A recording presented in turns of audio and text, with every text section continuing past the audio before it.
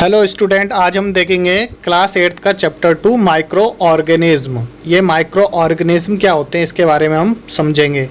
तो ये जो माइक्रो, इसके नाम से ही पता चल रहा है, माइक्रो यानी होता है बहुत स्मॉल, और ऑर्गेनिज्म का मतलब होता है जो लिविंग क्रिएचर होते हैं उनको क्या बोलते हैं, माइक्रो ऑर्गेनिज्म। जैसा कि ऊपर ये पिक में भी दिख रहे हैं, इसके बारे में हम इसमें पढ़ेंगे।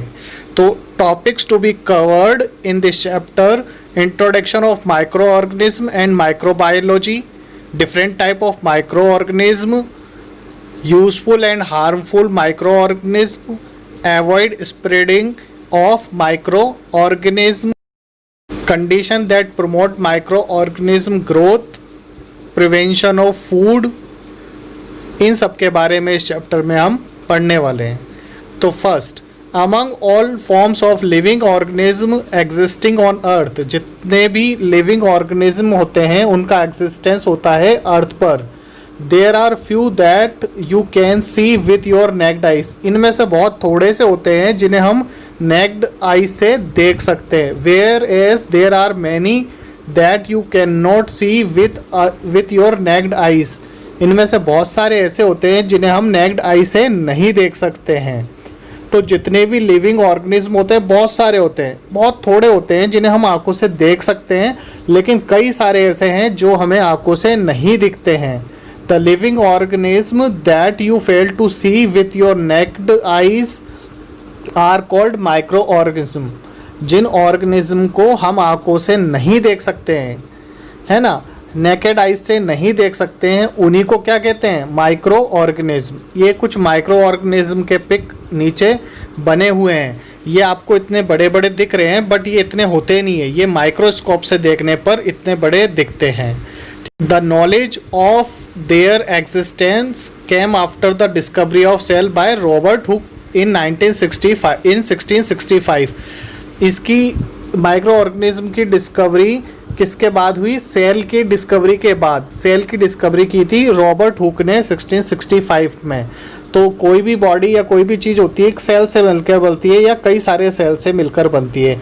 तो ये जो माइक्रो ऑर्गेनिज्म है ये भी सेल से मिलकर बनता है। तो ये रॉबर्ट हुक ने सेल के बारे में बताया, इसके बाद ही हमें पता चला कि ये माइक्रो ऑर्गेनिज्म भी कोई चीज़ होती है। ठीक है, तो due to discovery of cell Anton van Leeuwenhoek was able to identify the observed first living cell in drop of water.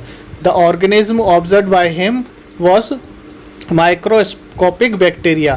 तो देखो, जो ये एंटोन वैन ल्यूवेनहॉक था, इसने सबसे पहले लिविंग ऑर्गेनिज्म को देखा किसमें, ड्रॉप ऑफ वाटर, वाटर की ड्रॉप में इसने लिविंग सेल को सबसे पहले देखा, जिसे इसने क्या कहा, माइक्रोस्कोपिक बैक्टीरिया।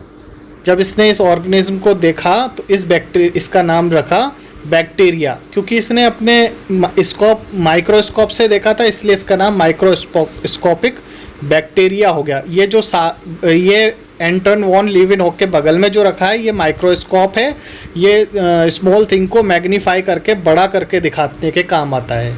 तो इन्होंने ही बताया। तो later on 1857 Louis Pasteur laid the foundation of microbiology. इसके बाद 1857 में लुईस पास्चर हुए, इन्होंने माइक्रोबायोलॉजी के बारे में हमें सबको एक्सप्लेन करके बताया। तो what is microbiology? It is the study of micro organism. He यानी Louis Pasteur is known as father of microbiology for his discovery of vaccines for many disease. तो जिसमें ऐसी साइंस की ब्रांच जिसमें हम माइक्रो ऑर्गेनिज्म की study करते हैं उसे कहते हैं माइक्रोबायोलॉजी। इस माइक्रोबायोलॉजी का फादर जो है वो कहलाते हैं लुईस पास्चर, क्योंकि इन्होंने ये जो छोटे छोटे और माइक्रो ऑर्गेनिज्म होते हैं जो नेकेड आई से नहीं दिखते हैं, उनको माइक्रोस्कोप से मैग्नीफाई करके देखा था और इसके बारे में उन्होंने डिस्कवरी की। और डिस्कवरी करने के बाद इन्होंने इसके एक वैक्सीन को भी डिस्कवर किया। यानी कई सारे जो माइक्रो ऑर्गेनिज्म होते हैं उनसे डिसीज़ भी हो जाती हैं, तो इन डिसीज़ से बचने के लिए इन्होंने एक वैक्सीन बनाया, है ना। तो वैक्सीन क्या होता है? वैक्सीन होता है जो हमें हार्मफुल डिसीज़ से बचाता है और ये हमारी इम्यूनिटी को बढ़ाता है, यानी इसको हम रेजिस्टेंस अगेंस्ट डिसीज़ कह सकते हैं।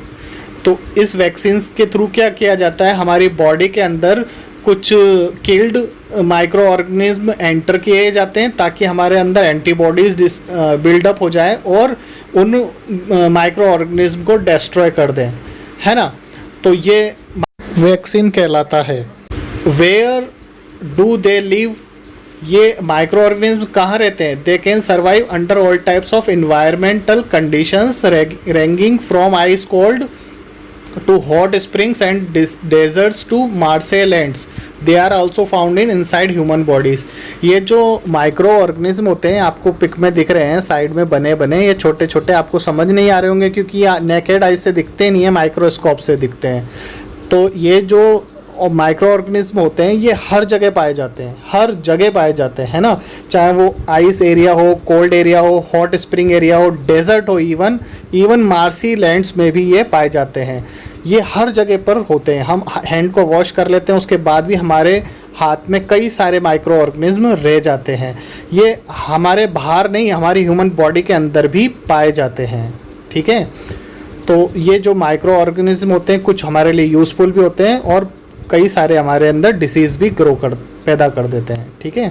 सम grow on other organism and some exist freely, some can alone and some live in colonies. ये जो ऑर्गेनिज्म होते हैं कुछ ऐसे होते हैं जो सिंगल अलोन रहते हैं, जबकि कई सारे ऐसे ऑर्गेनिज्म हैं जो कॉलोनीज का मतलब है जुड़ के रहते हैं। अब नेक्स्ट वीडियो में हम देखेंगे types of bacteria. Thank you for watching my channel.